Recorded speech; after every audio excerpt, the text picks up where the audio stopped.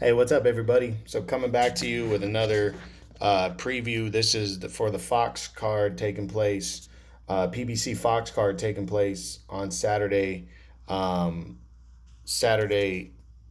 27th. It's going to feature pretty much only one fight on this card: Anthony Dirrell against Kyron Davis in a WBC final eliminator. So first, I'm gonna, there's really nothing much on the undercard to talk about. But first, guys, if you like my video, just true boxing. Thank you for coming back to get hit with the truth. I'm here about the information, busting it out to you guys in a straight and direct way, which people need. None of this being afraid, worried about, you know, oh, it's my opinion. I mean, yeah, obviously it's my opinion, but I'm also backing it up with facts. So it's not just pure opinion, it's opinion mixed in with facts. There's a difference there, and people need to get that, and I'm straightforward, and I hope you guys all like that. So anyway, thumbs up, thumbs down, leave a comment, bad or good. Subscribe to my channel. Just got over 100 subscribers, so I'm pretty excited about it. So let's jump into this fight now. So Dirrell and Davis have been locked into fight, for a few weeks now, maybe about a month. They've been talking about it. But just last week, the WBC came out and named this a final eliminator, which I mean, I'm not surprised by the WBC. It's just neither one of these guys fucking deserve a shot. But you could argue Dirrell. I mean, Dirrell, it's been a year and a half since he fought. He lost the title to David Benavidez. He was in that fight. He was in that fight. He was doing okay. But a cut opened up, and Benavidez just took advantage of the cut, beat him down. After that, he was still competing, but he was just getting beaten up. Corner stopped the fight in the ninth round. Benavidez took the title. But Dirrell hasn't fought since then.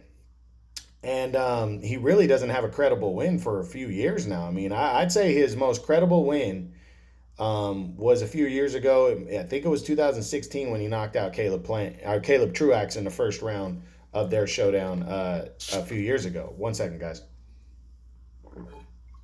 Excuse me. So, this guy really, Dirrell really doesn't deserve an opportunity to be fighting in a final eliminator, but I'm not surprised. I still think he is still a top 10 super middleweight, which is 168. And I still think he can be competitive. But Kyron Davis, this dude is a fucking joke. He's 15-2, never even been even close to the competition that Dirrell is. And they're putting him in a final eliminator. This is the WBC, what they've been doing. Now, I said on a video last week, the WBC, I like what they're doing and I don't like what they're doing. They're awarding good fighters, right? They are, and the better fighters in the sport.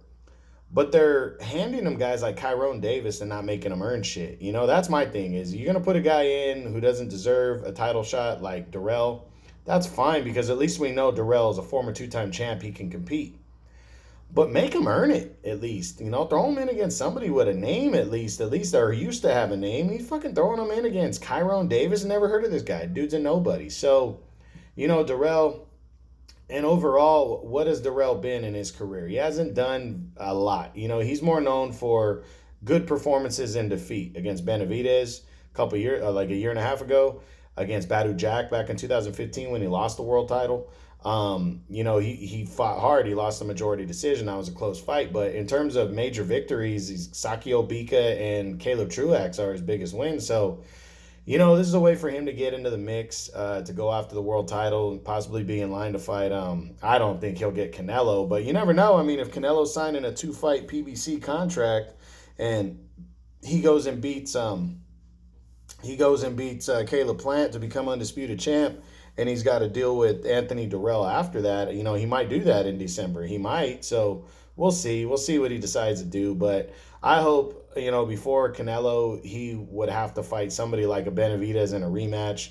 Shit, you know what? Jamal Charlo wouldn't be a bad idea either. I don't know how well those two sides get along, but that wouldn't be a bad idea either. It'd actually be a fun one because you got the two Dirrell brothers and the two Charlo twins, so kind of be fun to mix those guys in with each other. So, we'll see what goes down. But Dirrell putting himself in position with an opportunity against this Kyron Davis.